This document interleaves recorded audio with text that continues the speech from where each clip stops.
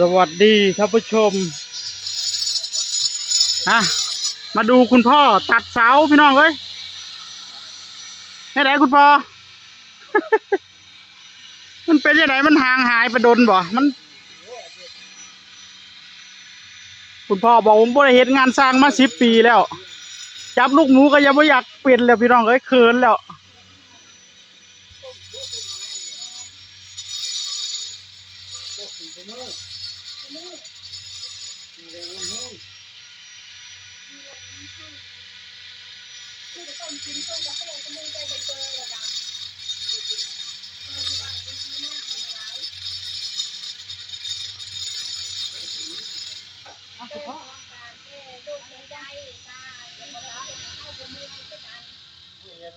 บ่เห็นหงเลยอ้ายจะมีในยังตัดบ่ตรงตายังตาบ่ค่อยเห็นหงเลยตาบ่ค่อยดีก็ดีได้เหยียบดีๆได้พลาดได้ฉีดวัคซีนตามั่วเลยตาไปหายายเลยเป็นเมื่อสุกคนเนี่ยล่ะเป็นงานวัคซีนก็เจอโรคว่าเขาร่างกายเขาเลยว่าจะเอาแว่นให้คุณพ่อบอกว่าใส่แล้วบ่เห็นหุ่งโอ้ยเราอายุเท่านี้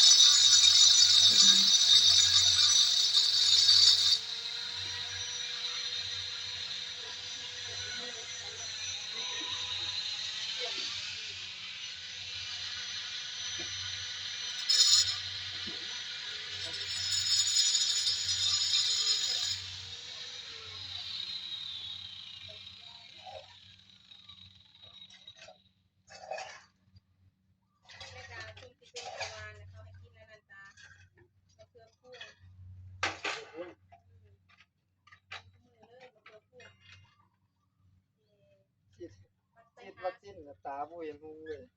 เป็นคือการใครก็ได้เป็นเมื่อยเป็นล้าเป็นตัวผู้ถือตาลายเลยบุญนะคนอันเสื้อโลกคนแห้งดีๆบ่มีแห้งเลย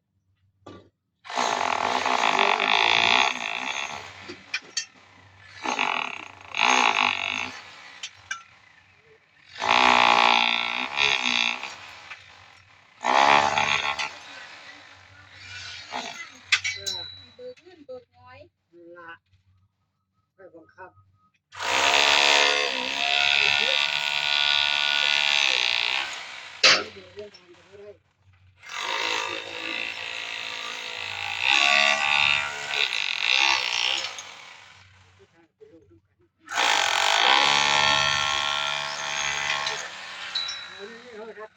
ฉีดวัคซีนเป็นร้อยไปเรื่อยถ้าแดงดีกว่าดีถ้าการอุปโภคไปก็ไม่ได้นะบ้านมนุษย์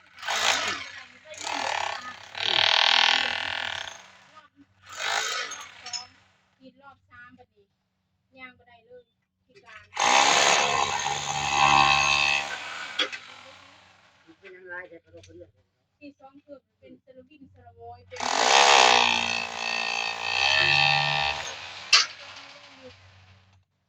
เก่าคือหลังเนี่ย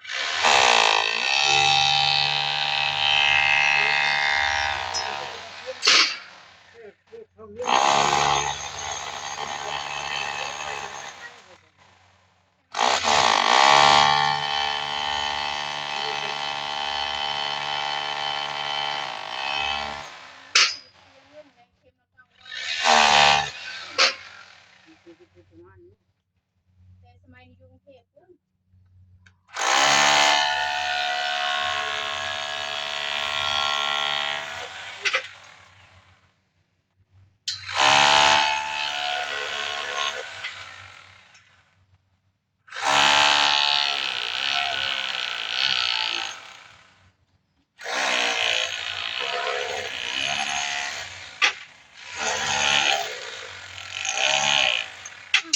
อยู่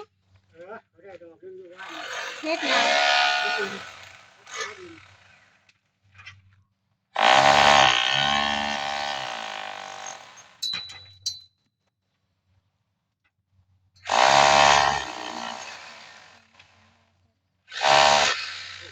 จุดดีได้ไอ้เน็ต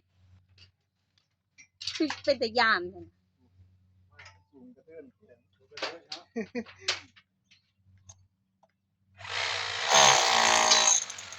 ค่อยๆจี้เลย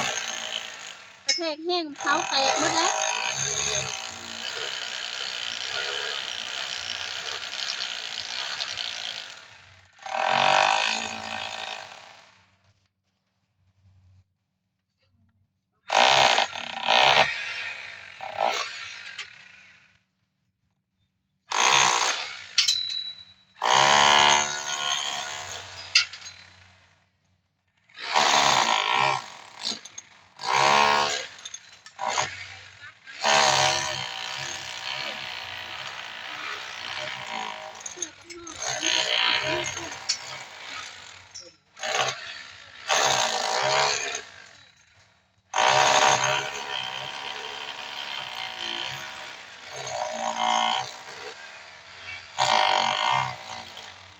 ซื้อมะเขือพวงกับนี่อยู่ของเจ้าของกับปลูกกับ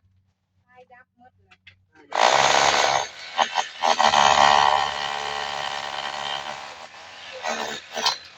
กินนี่เฮาจักเฮาบ่เมื่อยเฮาอีหยังหูลูกได้ไปหาหมอคือกันลูกไปกินยาเขาก็หากินสมุนไพรต้มกิน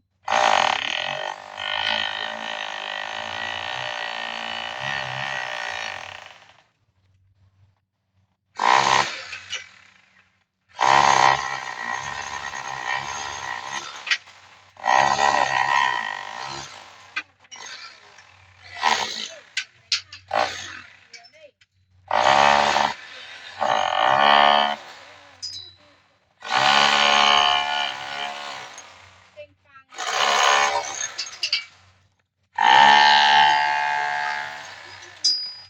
อังละ เรื่องนี้มีโทรขึ้นเ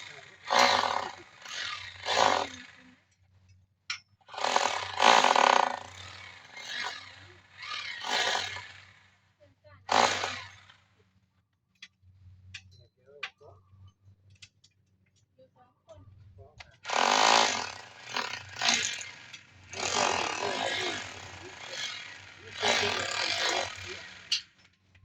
ขึ้นรถว่าเขา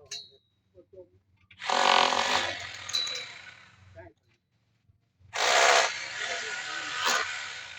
ถึงเขาได้นั่นได้ ที่ได้ยิน มันเป็นเงินรุ่นแต่เป็นเงินล้านเป็นเงินล้านเป็น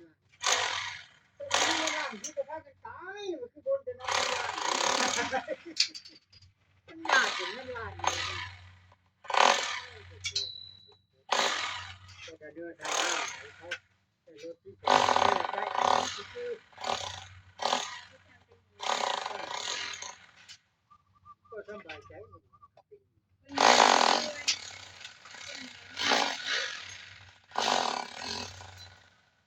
ทางเงินเขาก็ใส่นี้ได้แต่ละปีได้จ้า หายก็ถึง แม่น มันเป็นนี่มันบ่ได้มันเป็นก้อนมันบ่ได้ต้องไปเอาเอา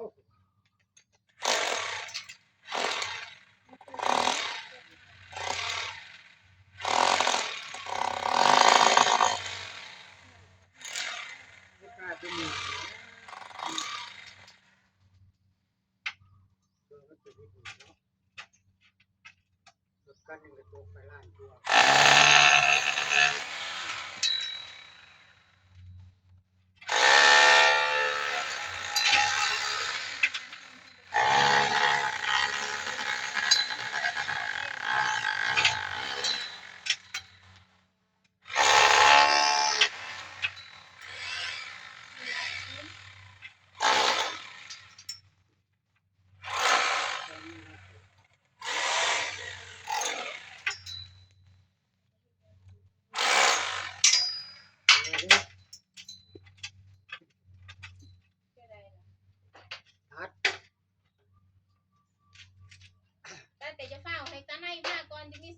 อยจะจับไอ้นิด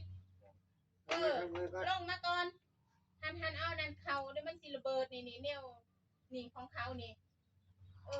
าเขามาข้างในลงมาก่อนน่ะมีการเอาไว้เจนึงบ่มันสิอันนี้ได้ฮักต้องซอยกันจับได้มันบ่ได้เด้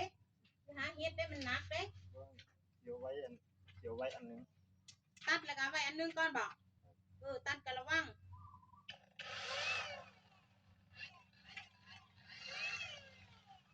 แม่นบ่ล่ะ ควบคุมกระเทือน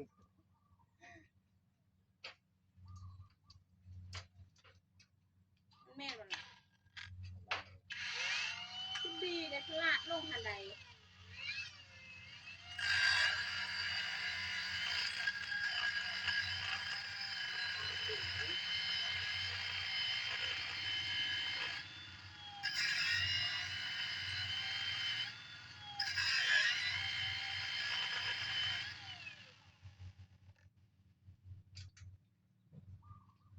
แนมแดดแล้วก็สิเป็นลมเว้ยวิ่ง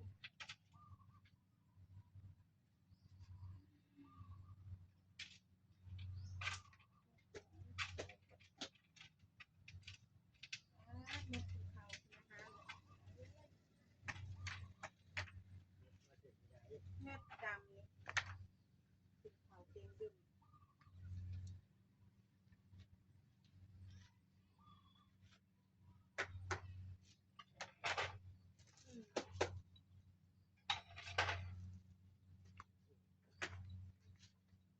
ขาวจิกหนึ่งคือบริเมิดได้เขามาก่อนเด็ด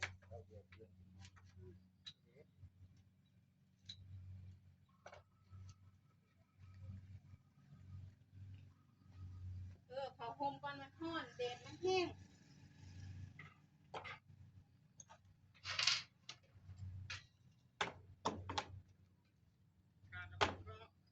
โอ้เด็ดมันแห้งโคตรเนาะ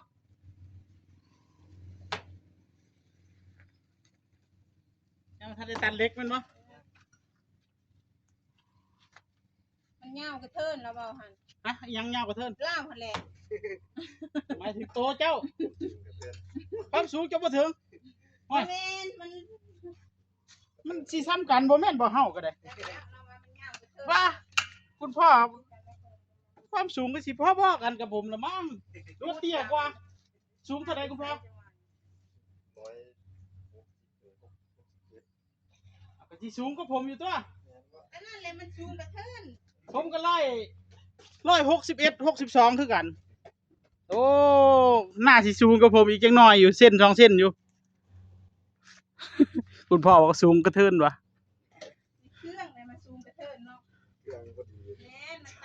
ตัดเยอะ เยอะลงเยอะลง เออ มาสูงกระเทิน เอามื้อนี้เฮาสิได้ตัดแล้วอยู่ดอกเสานี่บ่ยากดอก